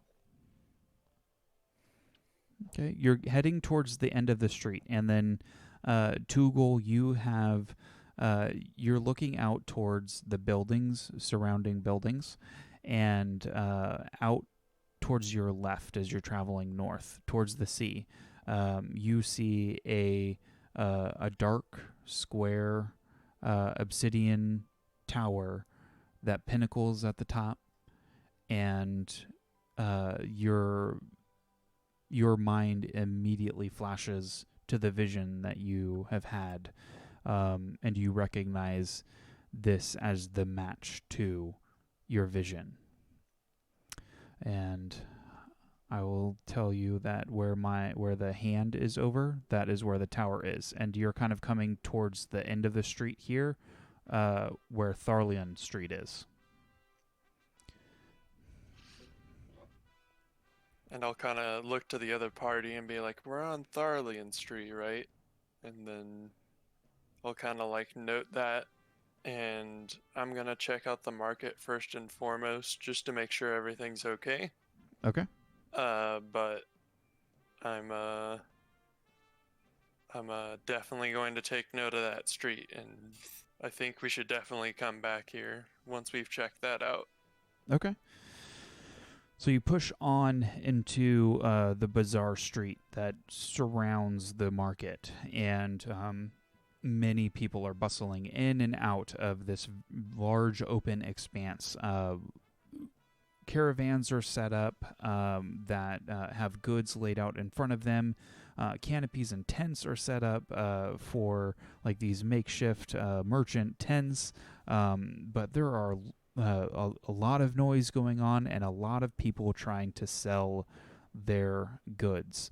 As you're getting into this area, you kind of see this large pile of burned wood and fabric and tents and carts and barrels and all kinds of stuff that has just made a pretty large pile that has been made within this area. And this blackened, scorched earth that appears to have, it kind of looks like a trail or a path was made and then spun out towards the middle of the market. So what are you all looking for? Can I just investigate it closer? Will I find anything if I do that? Just to see if I can find a cause or how recent this was. Yeah, go ahead and make a survival check for me. Survival check. May I do the same thing? Yep. Save. Okay. Everyone can make a survival. What kind of markets are around us? What kind of shops are still running? Oh, if you have an idea of what there's clothing being sold, bottles being sold, there's some weapons, this appears like there's some weapons merchant, drinks of all kinds. It just seems kind of like a free-for-all here, that the more you kind of look around, the more odd type of goods you are going to find. So what, Azirfel, what was your survival check? Only a 10. Okay. Amisran? Same. And Tugel? 3. Okay. But Tula got a nat 20. Okay. Okay. So Tula kind of looks down. She kind of pats the earth, shifts some of the earth around it, and she says, this, it appears this might have happened maybe in the last 10 day or so. I'd want to say probably in the last 15 to 20, 10 to 15 days. Seems interesting. It's like some powerful fire ripped itself in this area and kind of swirled and made like a ring of fire of some sort. That does sound weird. Yeah. Is there any like alchemist supply shop in the market? Go ahead and make let's see here. Make an investigation or perception check. And let me know what it is. Definitely going to be perception. Okay. That's going to be a 16. 16? Okay. So out in the distance, you kind of see a place where that appears that they have bottles laid out in front of them, very funky looking bottles.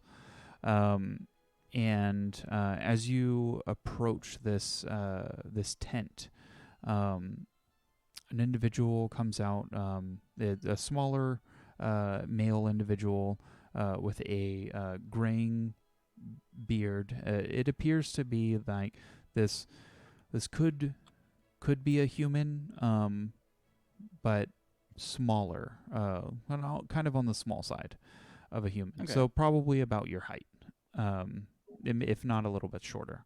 And he's wearing a very colorful purple turban and these long golden hoop earrings. I see you are interested in buying some bottles. Oh yes. Good morning, good sir. Good morning. Just here to gather some supplies. I need to take the. I need to give myself the test to get my certificate soon. So I thought I'd just get some supplies ready. Oh, okay. Well, I only sell bottles here, but if you're looking for more of the supplies for alchemy, you can go several tents over and down the little corridor there, and you can talk with Sheba. Well, while I'm here, I might as well gather some bottles. I have a wide assortment. You can see I blow the glass myself. I make all kinds of fancy shapes and sizes, and you see like there's bottles that appear to be spun, like spiraling at the tip. There's like square ones. There's these like very large oval elliptical vase looking ones. So any type of glassware that you could possibly want to carry with you or use, you would be able to find here. Okay. I'm gonna grab any that look both like fancy enough but don't look like they're gonna break immediately. Yeah. I go grab a couple of those and go, here, I'll get a couple of these. And I couldn't help but notice there's a big chaw marks out there on the market. What? Oh, yes. Oh, my goodness. About, I want to say, 12 days ago, something crazy happened at the spires of the morning. Some inferno tornado ripped itself on the Temple of Lathander, and it got out of control and roared itself. This just fire inferno tornado roared itself. I mean, I was afraid for my life. I thought I wasn't going to get out of here in time, but it ripped all the way through the market, spinning around into this inferno of fire. I couldn't believe my eyes. I mean, a couple people lost their lives, unfortunately, and a lot of goods were lost, and carts and tents and everything were lost due to this crazy fire tornado. But fortunately, I survived, and everyone here is thankful for the heroes that seem to calm the inferno. Yeah, well, I'm glad your store's still around. Well, yes. Well, I am here every morning selling my goods if you are interested. Well, thank you. Thank you very much. I'll buy whatever the couple bottles there were and get back to the group. Okay. We'll say that each bottle is a silver.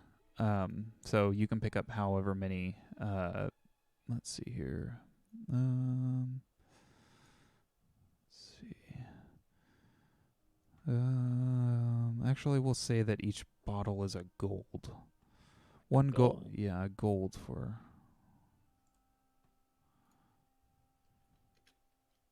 All right. Yeah, I need to convert some of my money here. I've got like 0 gold. But, yeah, I'll go ahead and I'll buy 5 and give him an extra electrum just for. Okay. Thanks. He thanks you very much, and then you can add 5 glass bottles to your inventory, and you can pick up the ones that you feel are fancy enough. I mean, there's he seems to know what he's doing, and has some nice fancy glassware. Okay. All right. Anybody else? Are there any stores that look like they sell obscure magical items? Obscure magical items. Go ahead and make an investigation check for me. 6. 6. Okay. So you kind of talk to a couple people, and you kind of discover that obscure magical items, any magical items of a heftier price, you're not really going to find within a shop, especially in Waterdeep. You can find several places that sell potions and other such items, magical trinkets, but as far as like a magic shop that sells magical items, you're gonna have to ask around and find the right person to lead you in that direction. I would like to go to the trinkets shop. Okay. Let me. Are there any healers or mystics of sorts?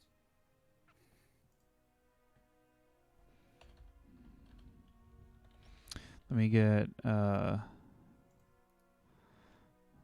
one thing at a time here. No. Let's do them all. All the time, huh? I'd like to know where the farmer's market is, the smithy, the... Yeah. Let's see here. So I will say that someone points you into Miss Ron. Someone points you in the direction of a shop outside, a little bit outside of the market where they're selling things, along the Trader's Way, to an actual building, and it's called Islands Maztecan Delights, as a place to acquire some sort of trinkets that might also have magical qualities. And let's see here. And Aziraphale, you are trying to find someone that is like a healer. Or a mystic, sure. Or a mystic. go ahead and make an investigation check for me.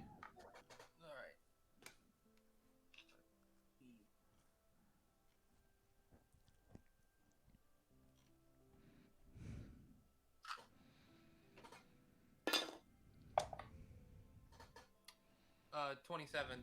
Okay. So you kind of ask around and are looking around. You do find at least one place that has a tent set up, a colorful tent with almost like these golden furled braided ropes over the front opening of the tent. And then outside of it, there's a painted sign that just says. It says Esmeralda's readings, and asking around, you kind of can tell that the people tell you that it's more of like a tarot card reading tent within the market. If you wanted to acquire about that. As far as finding someone with healing capabilities, the best places to go are one of the deity's temples. One individual points you in the direction of the Spires of the Morning, who is dedicated to Lathander. The other one tells you that the most prominent temple of healing within Waterdeep is the House of the Moon, which is dedicated to Selune. All right. I'll look at Shigoro and say, after this, we need to head to your tower, and then we need to head to the what of the moon. The what again? Can we go there first? You want to go there first? Yeah. All right. All right. Temple first. Okay. So Shakora and Aziraphale, are you waiting for the rest of the group, or are you going to head out on your own? You ready to go? Ready. All right. We'll let them know, but we'll head out now. Okay. The rest of the group, do you want to follow along with Aziraphale and Shakora, or kind of spend some more time in this area? Tugel's kind of good in the marketplace. He just really wants to go and inspect that tower. Very good. Yeah. I just want to get the information. Okay. Let's see here. And Palil, did you want to go buy some more alchemy supplies as well from Sheba? Let me check really quick. Do I have alchemy supplies? What would that be under in my inventory? It's probably in your inventory somewhere if you have them. Alchemy supplies. I have one. Okay. Yeah, so it's up to you. You probably do have enough to run through the tests that you need to take. Okay. But then you'll need to periodically refill the supplies. You'll need to refill the supplies as the more alchemy and potions and stuff that you make. Mm-hmm. All right. Okay. So Palil, are you going with Tugel? Yeah. Okay. I'll join you. All right. So we'll go ahead and take care Thank of Tugel first.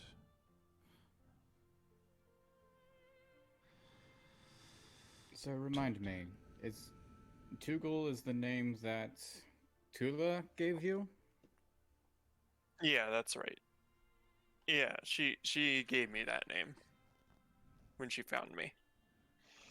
Without a jaw, in the middle of a jungle, being mauled to death by a tiger. Yeah. That's quite an interesting meeting. Yeah, I often think about it.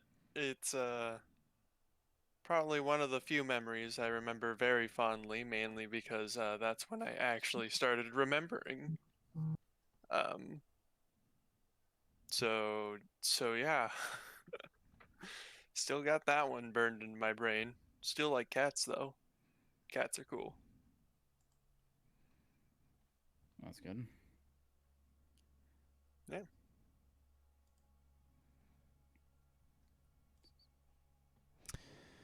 Okay. All I right. guess Yeah. we're continuing on.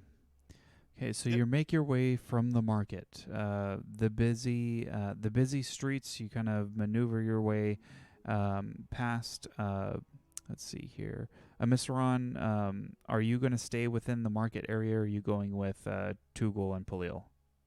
I wanted to go to the trinkets shop. Okay, perfect. All right. So we'll kind of say that Amisaron has control over the cart and the horses at this point. And Tula and Tugul and Polil have made it on foot, as well as Aziraphale and Shakora.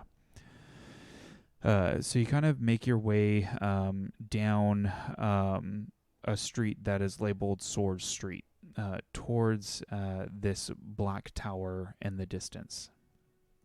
It appears to be about 3 or 4 stories tall, but is still quite visible around the other 1- and 2-story buildings surrounding it. Approaching the tower is easy enough, but the structure is surrounded by a large stone wall about 20 feet tall, with 4 guard towers in each corner. As you're kind of looking around, finding some place of entry, you find that a portion of the wall juts inward, where a massive wrought iron gate impedes entrance. And then looming over the gate sits 2 stone gargoyles, seemingly guarding this entrance. What would you like to do? So there's guard towers around. Are there any like actual guards nearby that I can talk to? Doesn't appear so. Does this Huh. look close to what you saw? I guess I'll just kind of. I mean, I feel like this is basically it. I just. Alright. I don't remember any other details other than it was a giant black obsidian tower in the middle of like Yeah. a street, and there's the sounds of a market nearby. And as you're approaching this wrought iron gate, you are kind of getting this sense of familiarity.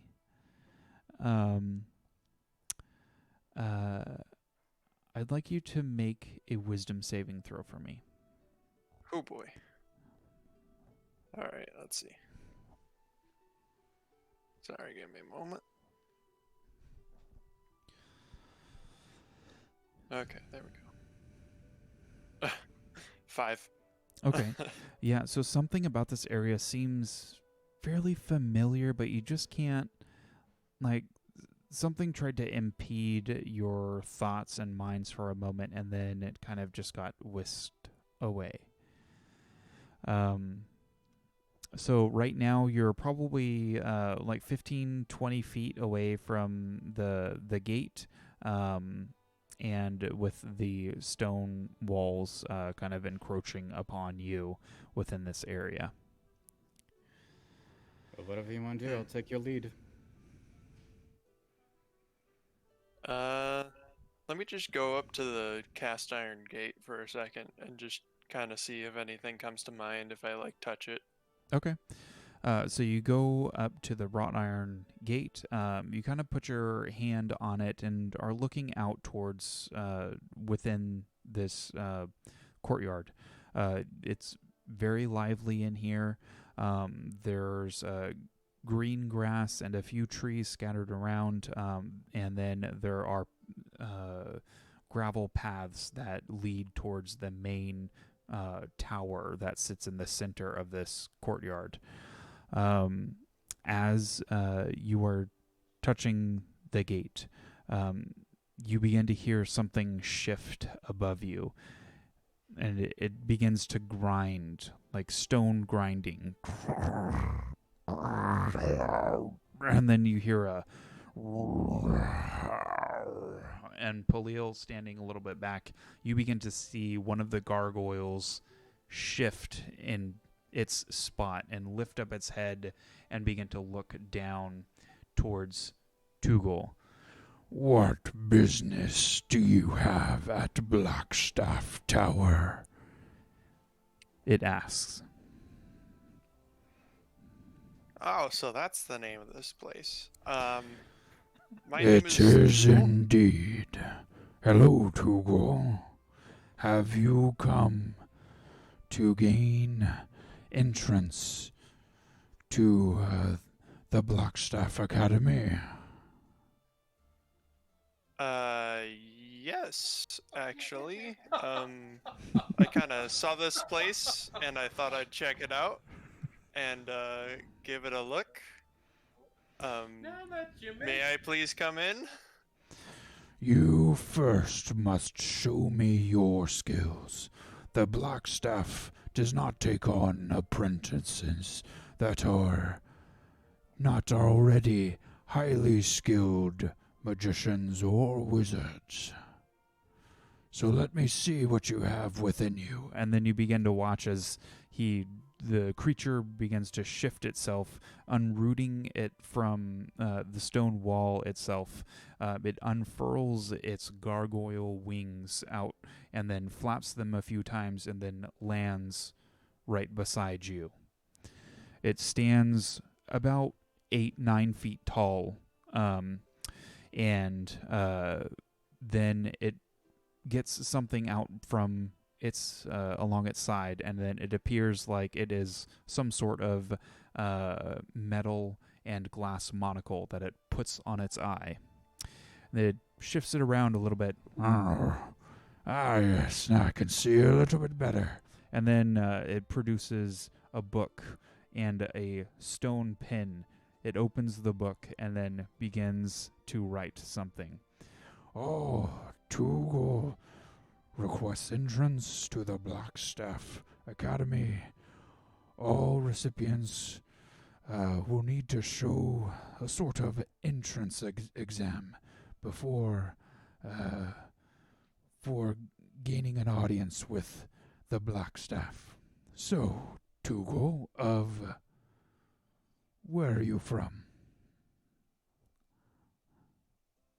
I'm gonna just kind of sit there. I'm gonna like lift up my finger, open my mouth, and then I'm just gonna be like, origin unknown. Is that a city or a town or a country? No, that means I don't know. I have no idea, if I'm being completely honest. But Okay. we'll just say for the record, you can say Fandolin. Fandolin. Not many wizards have come from Fandolin for several centuries. Very interesting. Tugol of Fandolin. Okay, first off, show me something that you can do with very little thought. Something that you can do at will. Okay, yeah, sure. So I'm just gonna give me a second here. Without thought, give me a second. I'm no. gonna. Is No. Palil still nearby? I'm probably just like a few feet behind you, like a little way behind you watching this. Palil and Tula are probably just... Palil, would you mind striking my arm with your sword, please? With my sword? How hard do you Like, want me to hit? Just enough to make like a small crack in it. Hold on. Palil's thinking back to like how much he's seeing Tugol get hit and not really have any effect. Mm-hmm. Thinks for a moment. And then they're going to go, you really want me to hit you as hard? Well, you really want me to hit you? Because it's... Well, one of two things is going to happen when you hit me. You're either going to... Do you want me to just regular hit or boom boom? Oh my gosh, just try to regular hit me. It's Okay, fine. that's all. And I am going to hold out my arm like... Yeah. Just go for it. I summon Nightbringer. Okay, Palil, as you summon Nightbringer, the whisper comes to you once more. Oh no. Who are we killing today? No. We're just showing off. That's a hard no. No. I want blood. No. Well, you're gonna have to wait. Okay. I've never even seen blood yet. All right. Polil, go ahead Oh, and gosh. make your attack at disadvantage. Disadvantage. Yep. All right.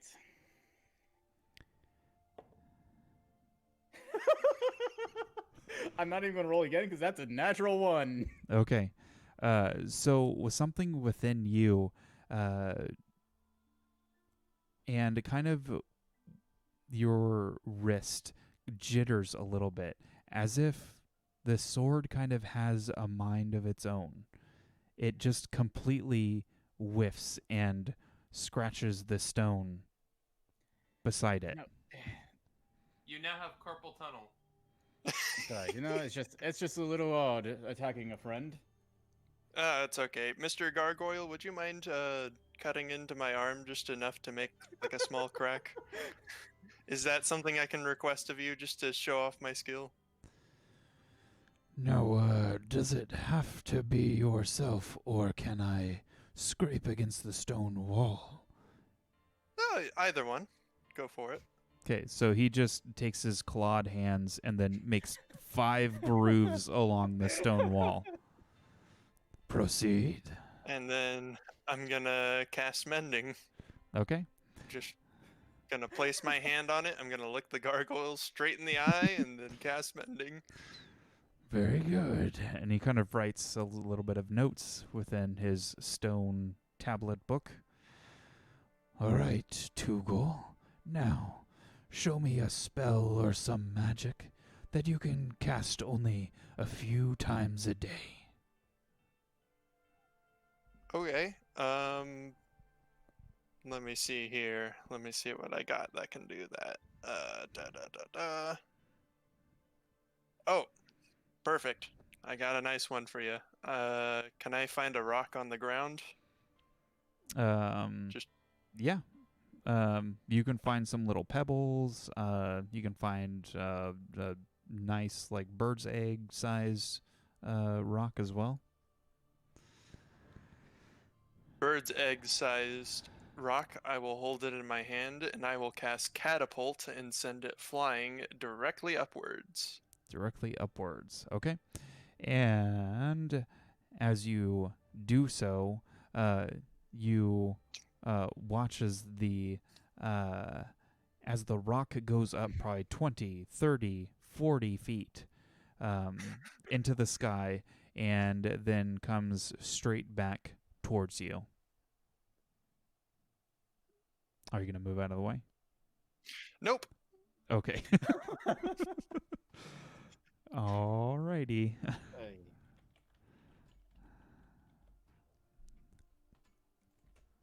And then, is there any chance we could roll to hit on that one? I'm gonna see if I can pull off a twofer here. Okay, so Just for yeah, go ahead and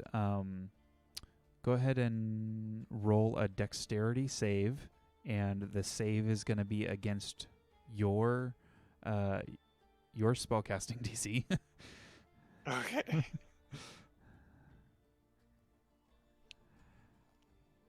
16 for the 16. dex save.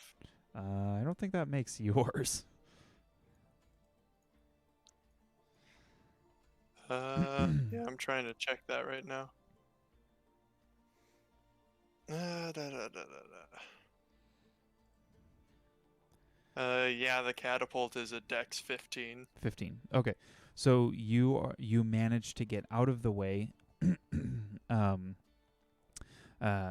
As the rock plummets to the earth and then makes a small divot right where you were standing.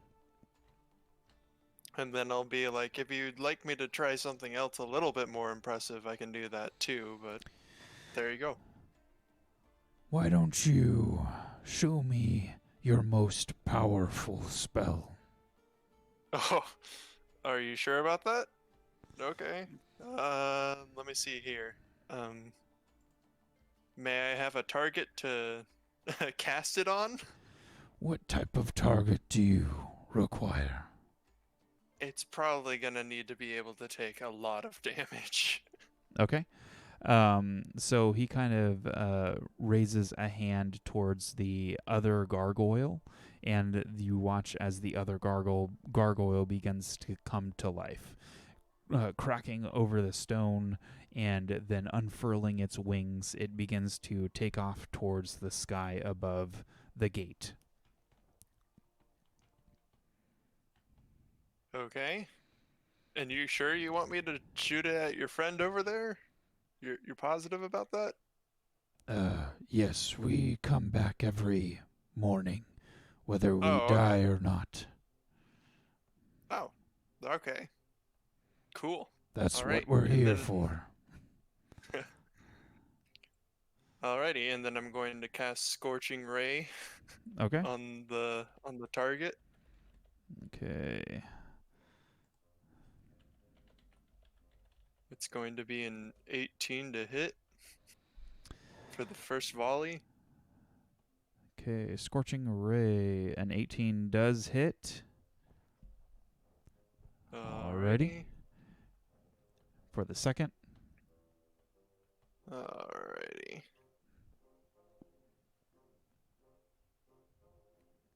Nat 20. Alrighty. Let's see here. And that's your second one? Yep, that's my second volley. Okay, why don't you and then roll your third attack, and then we'll go ahead and roll damage. That'll be a 21 to hit. That'll hit also. All right, so go ahead and roll damage. The first one, roll damage for the first one, and then the second one will be